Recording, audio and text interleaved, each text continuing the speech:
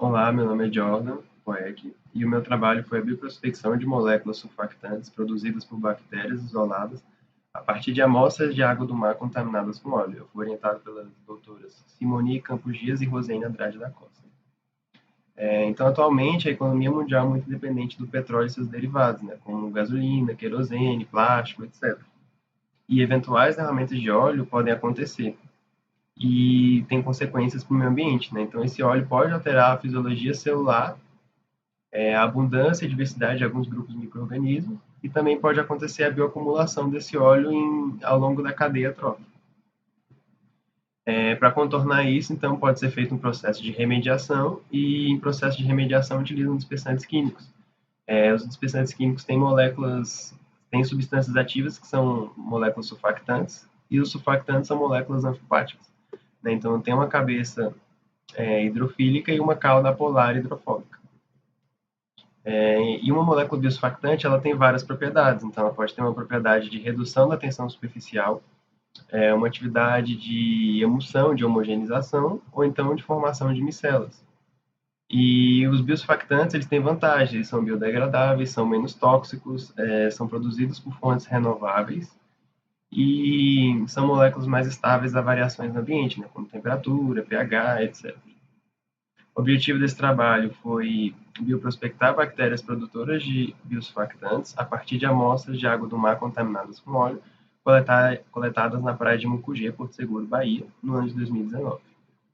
A metodologia: os micro-organismos foram cultivados em meio sólido e meio líquido. No meio sólido, em TSA, foi cultivado a 25 graus Celsius.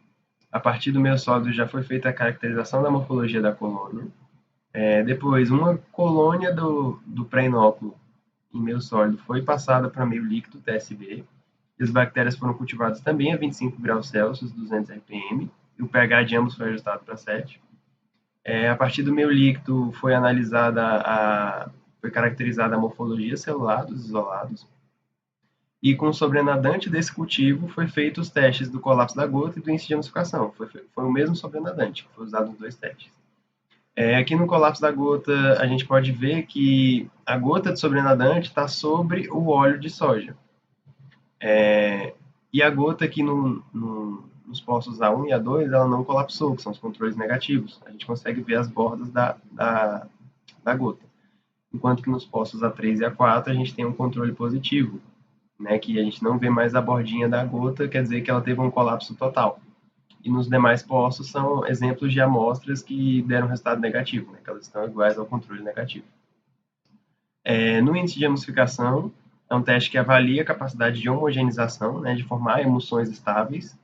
E aqui a gente consegue ver o controle negativo, onde não há uma emulsão, e os controles positivos, um controle positivo biológico, né, de Bacillus subtilis, e um outro controle positivo sintético de SDS 1%.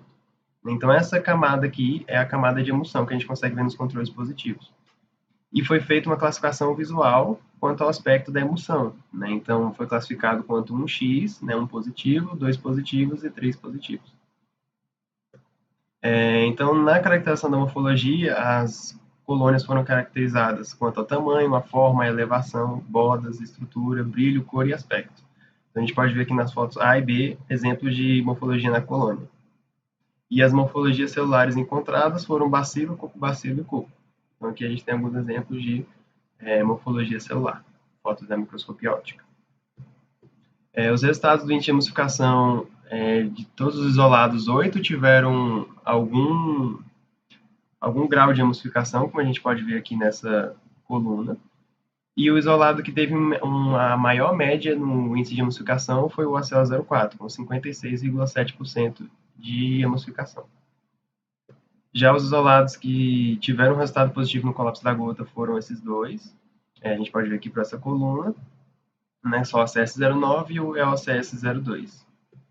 E a conclusão é que ter um bom poder de emulsão não significa necessariamente que terá um bom poder de redução da tensão superficial, porque 8 isolados tiveram um resultado positivo no índice de emulsificação, só que desses 8, apenas 2 tiveram um resultado positivo no colapso da gota.